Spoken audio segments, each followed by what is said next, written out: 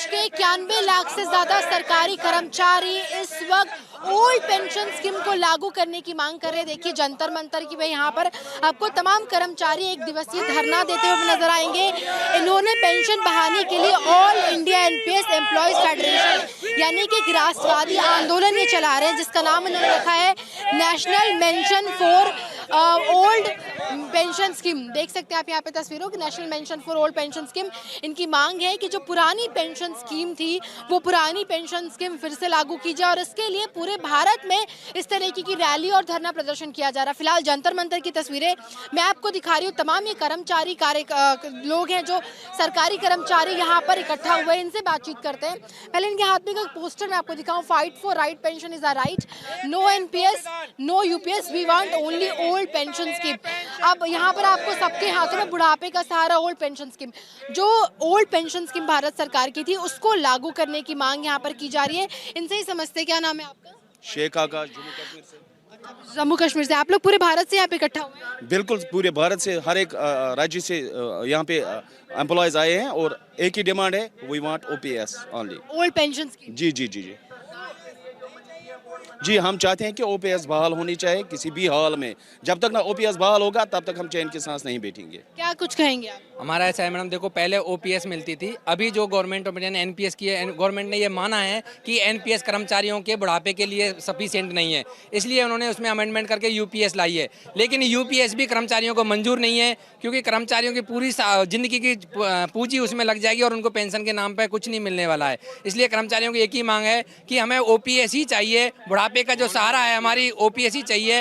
हर employ को retirement के बाद में जब 60 साल के होता है, काम करने की क्षमता नहीं होती है, उस टाइम के लिए बुढ़ापे के लिए हमें पेंशन ही चाहिए, ओपीएस ही चाहिए। आप देखोगे आज जो रिटायर हो रहे हैं लोग, आप देखोगे किसी की 2000, किसी की 2500, किसी की 1700 रुपये पेंशन मिल रही है, जबकि कई स्टेटों में वृद्ध अवस्था पेंशन 2500 मिल रही है।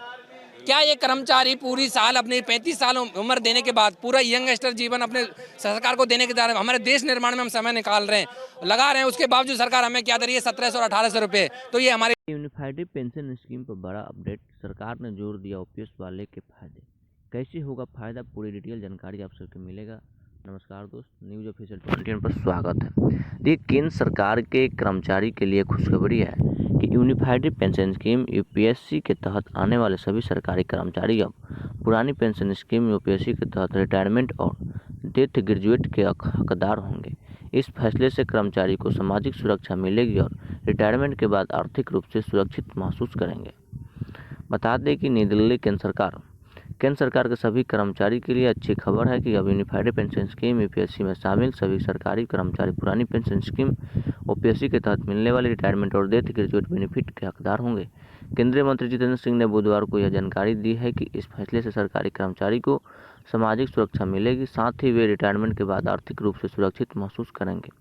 कार्मिक लोक शिकायत और पेंशन मंत्रालय ने पिछले 11 सालों में कई सुधार किए हैं, जिससे शासन सरल हुआ है और नागरिक को सशक्त बनाया गया है। यूपीएससी केंद्र सरकार की ओर से हाल ही में 1 अप्रैल 2025 से लागू की गई नई पेंशन स्कीम, इसका मकसद सरकारी कर्मचारियों के लिए एक निश्चित और गारंटी पेंशन सुनिश्चित करना है। यह scheme national pension system NPS के फ्रेमवर्क के तहत लाई गई है। इसे एनपीएस और पुरानी पेंशन योजना ओपीएस दोनों के कुछ साझ लाभों को मिलाकर बनाया गया है। बता दें कि सरकारी कर्मचारी की बड़ी मांग को किया जाएगा। कर्मियों राज्य मंत्री जितेंद्र सिंह ने बताया कि सरकार कर्मचारियों की एक महत्वपूर्ण मांग को पूरी कर रही है, इससे रिटायरमेंट बेनिफिट में समानता आएगी। उन्होंने यह भी कहा कि यह नया नियम एनपीएस के तहत सभी कर्मचारियों के लिए सामाजिक सुरक्षा यानी सुनिश्चित करने की सरकार की प्रतिबद्धता को दिखाता है। जितेंद्र सिंह ने कर्मियों के लोक शिकायत और पेंशन मंत्रालय के पिछले 11 सालों के कामकाज पर एक प्रेस कॉन्फ्रेंस में यह बात कही है कि उन्होंने कहा कि सरकार ने शासन को आसान बनाने, लोगों को ताकत देने और प्रशासन को मानवीय बनाने के लिए कई बदलाव किए हैं। यूपीएससी के तहत आने वाली केंद्र सरकार के कर्मचारी अब केंद्रीय सिविल सेवा एनपीएस के तहत ग्रेजुएट के भुगतान नियम 2021 के अनुसार रिटायरमेंट और डेथ ग्रेजुएटी बेनिफिट के लिए पात्र होंगे। इसका मतलब है कि अब इन कर्मचारियों को भी ओल्ड पेंशन स्कीम के तहत तरह भी ग्रेजुएट मिलेगी। जारी हो गया है आदेश। कर्मी मंत्रालय की पेंशन और पेंशनभोगियों कल्याण विभाग DOPD ने बुधवार को एक आदेश जारी किया। इस आदेश में कहा गया कि यूपीएससी के तहत आने वाले केंद्र सरकार के कर्मचारियों को सेवा के दौरान मृत्यु होने या अक्षम होने या विकलांग के कारण सरकारी सेवा से बर्खास्त होने पर ओपीएस के तहत लाभ पाने का विकल्प मिलेगा। DOPW के सचिव श्रीनिवास ने कहा कि यह आदेश कर्मचारी को यह चुनने का विकल्प देता है कि सेवा काल में ही उसकी मृत्यु हो जाती है तो उसे फिर से ओपीएस के दायरे में ले लिया जाए। यह प्रकृति में प्रगतिशील है और कर्मचारियों की ओर से मांग जारी रही है। स्पष्टीकरण को संबोधित करता है कि इसका मतलब है कि अगर किसी कर्मचारी की नौकरी के दौरान मृत्यु हो जाती है तो उसके परिवार को ओपीएस के तहत लाभ मिल सकता है।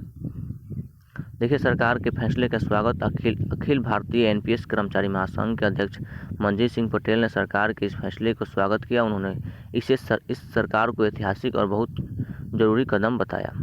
पटेल ने कहा कि यूपीएससी में डेथ कम रिटायरमेंट ग्रेजुएट के शामिल करने से कर्मचारी की सभी गलतफहमियां दूर हो जाएगी। उन्होंने कहा कि अब बहुत सारे कर्मचारी यूपीएससी को चुनेंगे। इसका मतलब है कि अब ज़्यादा कर्मचारी यूपीएससी में शामिल होने के लिए तैयार रहेंगे। देखिए, DOPW ने एनपीएस के तहत आने वाले केंद्र सरकार के कर्मचारी के सेवा संबंधित मामले के लिए केंद्रीय सिविल सेवा एनपीएस कार्यान्वयन नियम 2021 को जारी किया था। इसके नियम 10 में से यह प्रावधान है कि एनपीएस में शामिल कर्मचारी की सेवा के दौरान मृत्यु या असमानता या विकलांगता के आधार पर सेवामुक्ति की स्थिति में एनपीएस और ओपीएस के तहत लाभ पाने का विकल्प मिलेगी।